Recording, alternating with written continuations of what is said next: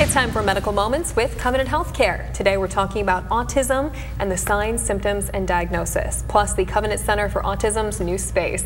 I'm here with Stephanie Pretzer, an extern at Covenant Healthcare for Autism. Thank you so much for being with us today. Thanks for having me. All right, so let's get to it. Many people have heard about autism, but what are some signs parents can look for in their kids? Sure.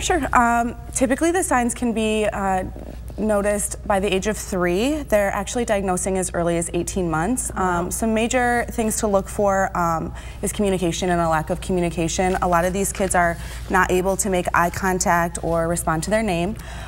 They also often show a lack of social skills where, maybe they don't want to play with their toys, or if they do, they'll kind of line them up really methodically.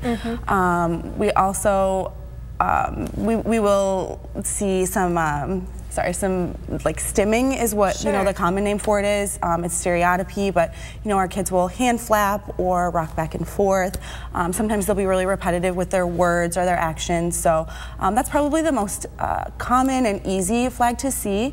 So those are just some things as a parent to be aware of. Yeah, just keep an eye out for that. Yep. So what do you do if you're a parent and your child is showing some of those symptoms? Sure. If you have concerns about your child and their development, the first step is you're going to want to go talk to your primary care physician or your pediatrician. What they'll do is a checklist assessment, looking at the milestones that your child has reached. If enough red flags have come up, they're going to refer you to a diagnostic center. So we do have a diagnostic center. We're one of 11 AAEC centers, which most insurances do require in order to pay for autism services. And typically what a normal day with that looks like is a 8 to 12. They'll have a round robin, with 4 different clinicians. We have a BCBA, a speech therapist, a psychologist, a child psychologist, and then a pediatrician. They'll kind of all go through and evaluate the child. Parents will take their child to lunch, take a break, do something fun, come back a couple hours later, and then meet with the clinicians to receive the diagnosis, which I think is kind of what sets us apart. We are the only one, typically you do wait a couple days to get that, but I think that really kind of helps relieve some stress from parents to get that, get that right away. Yeah, I bet going out to lunch, spending some time with the kid relieves a little bit of that. Yeah. So what services does the Covenant Center for Autism offer to the community? Sure, so we just partnered with another community event to provide like an education about navigating an IEP, which is pretty important when you're trying to transition your children into general education, making sure that they're getting exactly what they need as far as support and where they're at in their development. So as well as, we offer some things for our parents in-house, and we do outing and events to make sure that, the things that we're teaching them in the center are generalizing to the public. We're actually doing a pool event this month. Ooh. Where, we're going to teach our kids about pool safety, because that's important to,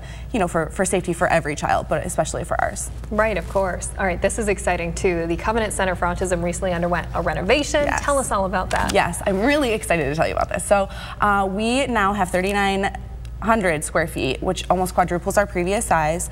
We are now able to use this space, which was designed and renovated just for us, to provide the best care that we can to these kids. We're able to provide one-on-one services, in an individual setting for the kids that need it.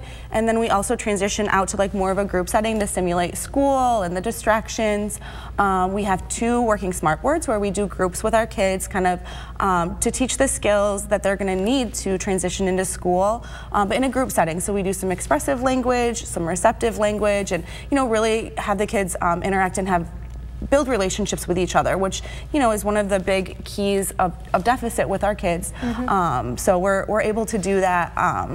The things that typically developing kids learn in a group setting at school, where these kids just need a little extra help one-on-one, and then we kind of slowly fade ourselves out so that they can be successful, in school. So we oh my gosh, we have so many cool things in our center.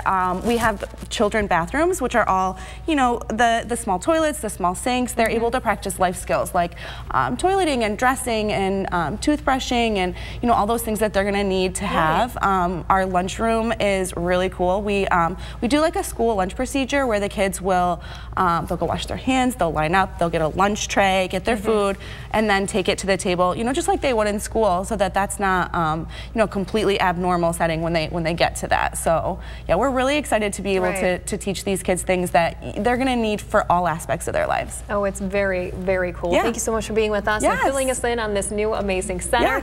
And if you at home would like any additional information on today's topic, head on over to the Hot Link section on WNEM.com.